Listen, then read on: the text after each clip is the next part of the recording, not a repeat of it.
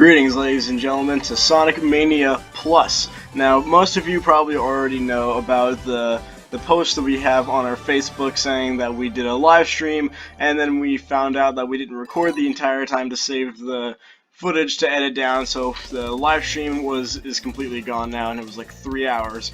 So what I'm gonna be doing is just in this little video, I'm gonna be kind of showing some little things about the new characters and like some stuff we haven't really, that even like me and Ethan haven't seen actually in the game before and stuff. So let's just oh, and also, by the way, this is our don't look at these two.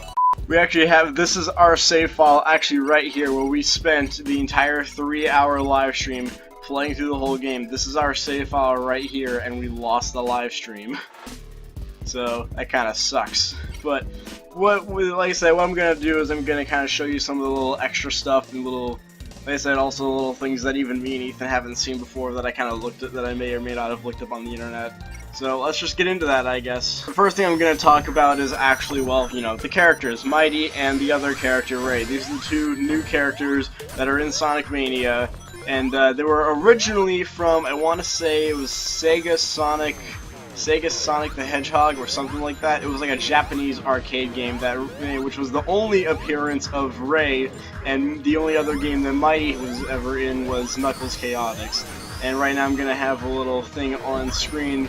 Basically, this is post commentary I'm doing. Right now I'm gonna have a little thing on screen of basically showing all the different things that Mighty and Ray are able to do.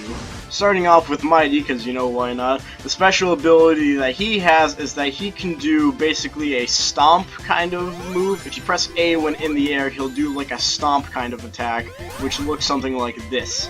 And what this has, I mean, obviously it's a stomp, you can like break stuff with it or like attack enemies with it, but there's a few things that the game doesn't really tell you about and you have to kind of figure out on your own.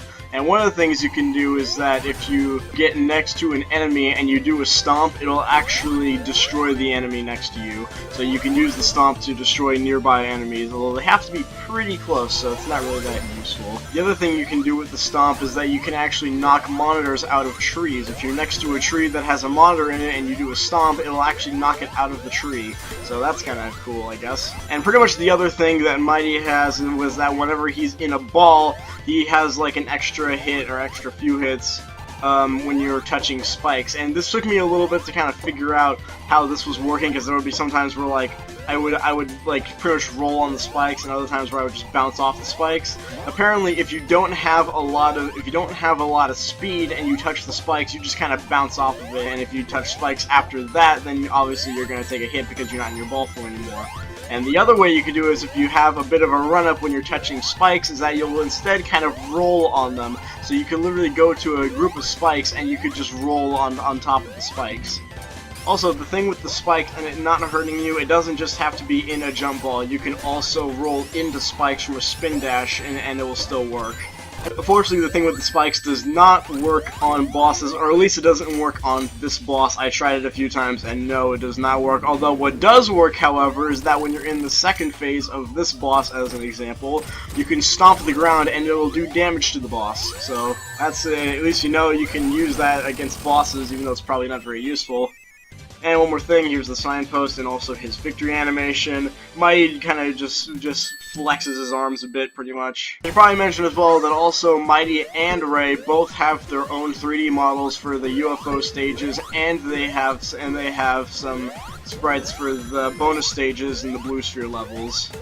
Also, one extra thing, the little opening cutscene in Mania mode when you see Sonic riding on the plane to go to Angel Island, it's pretty much the same thing for Mighty and Ray, it's just Sonic is flying the plane, but otherwise there's no difference there. Also, something else, you can skip that opening cutscene now. You no longer have to wait for the opening cutscene just to go back into the game or to go back to the title screen. Now you can actually skip the cutscene if you choose to.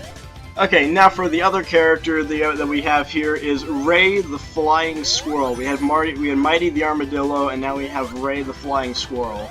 And, well, I mean, obviously he kind of flies. Now, his ability took me and Ethan a little bit to figure out, because it doesn't really explain it that well. Actually, no, it doesn't explain it at all, but how it works, it kind of works like the cape in Mario World, the Mario World games, but what it doesn't really say is that because it doesn't work exactly like it, because it's not like you just hold back a bunch of times and then you'll just keep flying. No, you hold back to go up in the air, and you hold forward to go down in the air. So you have to go back, forward, and you can just, like, yeah. If you continuously hold back, you're just gonna kind of soar downwards, and if you continuously hold forward, you're just gonna dive bomb into the ground. So you kind of have to go forward and backward and forward and backward and to continuously glide and fly. Obviously, the more you can manage to go downwards, the more speed you're gonna get, but also the higher up you're going to go once you start going backwards. The one thing you have to remember is that if you hit anything, even a wall, then your glide will automatically stop. So you have to. So if you're going to use it, you have to kind of use it in an open space where you know you're not going to hit anything. Another thing to keep in mind, which you probably already knew, is that you are fairly vulnerable when you're gliding. So obviously, when you're gliding, you will be able to get hit by enemies and lose your rings and stuff like that. I found kind of two different ways of gliding. You can either wait until you reach pretty much your maximum height when going back upward and then go down to kind of get height. That's kind of your way of getting height. But if you do it fairly quickly, like as you're going up and you hold down and stuff, you can actually get a lot of forward speed. You can either go for height or you can go for speed. So it's kind of interesting. There's sort of two different ways of gliding. Also, whenever you want to, you can let go of the A button to stop gliding, and you will automatically go into a ball form, so you can be gliding and then go into a ball form and destroy an enemy or something like that. The only thing also you need to kind of remember when you do that is you can't go back into gliding. Once you start gliding, you can start gliding, but once you stop, you can't start gliding until you hit the ground again. Same with Mighty. Here's a signpost and his victory animation. He does like a backflip and waves his thumbs around a little bit. It's not too exciting, but it means something, I guess. By the way, you know how Tails could fly, and he was also a pretty decent swimmer because of like his flying or something like that? I tried using his glide for water, and it doesn't really do anything. I mean, if you want to try to stay at the same horizontal, if you're trying to stay at the same horizontal plane, if you're trying to stay horizontal in water, I guess that's kind of what it's good for, but otherwise it's not very useful, unfortunately.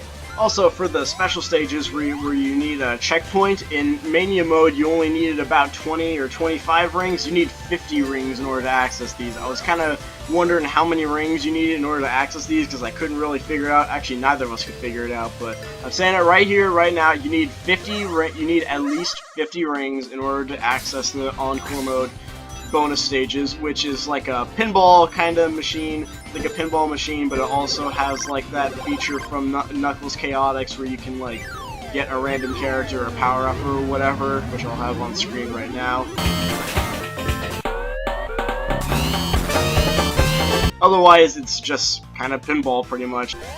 Now, something special for Encore mode is that there are special item boxes that are specifically in Encore mode that you can use.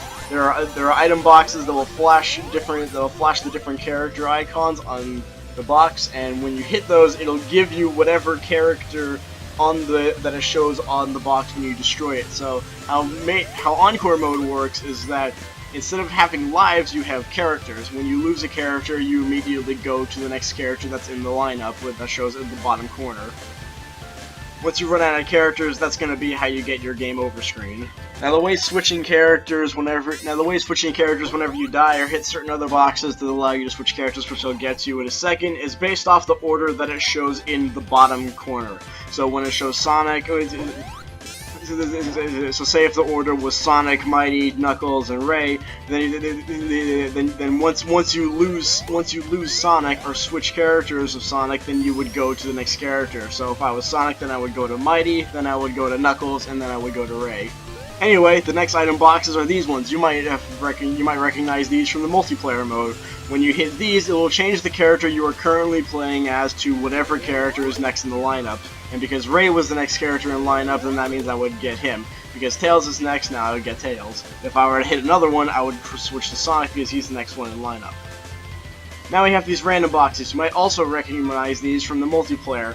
What this does is it switches both the character you're playing as and your partner to random characters, and it completely changes your lineup. So whatever lineup you have in the bottom there, it's going to completely randomize the lineup you have in the bottom corner there. Also, since in the live stream we couldn't manage to get all the Chaos ones, we were kind of curious to see what their super forms are. Unfortunately, Ray and Mighty got the same treatment that Knuckles and Tails were. They just kind of glow a bit of a brighter color. So they don't change colors like Sonic does or ever for their super forms. They're just a brighter version of. They're just a brighter yellow and red, unfortunately. One more thing about the characters really quick is that if you finish Mania mode with either Mighty or Ray, you'll still get the ending cutscene that we saw before where you see Sonic, Tails, and Knuckles standing outside the planet or whatever, seeing it explode, but instead of having Sonic, Tails, and Knuckles, you will instead have Sonic, Mighty, and Ray. So it's a bit of a small change, but it's still a nice change, seeing that you can have those characters show up with Sonic when you play as them instead of either Tails or Knuckles. Something I tried doing with the cheat codes and debug mode and stuff is to see if there's an encore version of the Egg Reverie, because you don't normally get to that. Apparently what happens when you get all the Chaos Emeralds and you finish the game, you don't get a special boss fight, you just get a special ending. So what I tried doing was using a cheat code that makes it so it plays in encore mode, and I went to go do the Egg Reverie to see what would happen. Unfortunately, nothing happens, it just forces you into the special stages. That's pretty much it for this video. That's kind of all I can really kind of think of talking about for right now. I don't know if I'm gonna do a playthrough like myself of Encore mode in case anyone still wanted to see that or something like that. I don't know. Maybe I'll think it over and talk about it with Ethan. The only other thing I kind of wanted to talk about was like the backgrounds, because we said at some point in our regular playthrough how we liked the way the backgrounds look. And I would show you what those look like and stuff, but the thing I have currently right now can't actually get the backgrounds right now. I can't do the same thing like I did before, but I mean, I'll show some pictures of the backgrounds that I have from Mania mode from using the editor that I have, and I'm gonna have to kind of wait until it gets updated before I can extract the Encore mode backgrounds. But some of these look really nice. I really like the sunset theme of Green Hill and the nighttime-ish kind of look of Chemical Plant. It's really nice looking. Anyway, that's it for this video. I hope you all enjoyed. Have yourselves a fantastic night, and take care.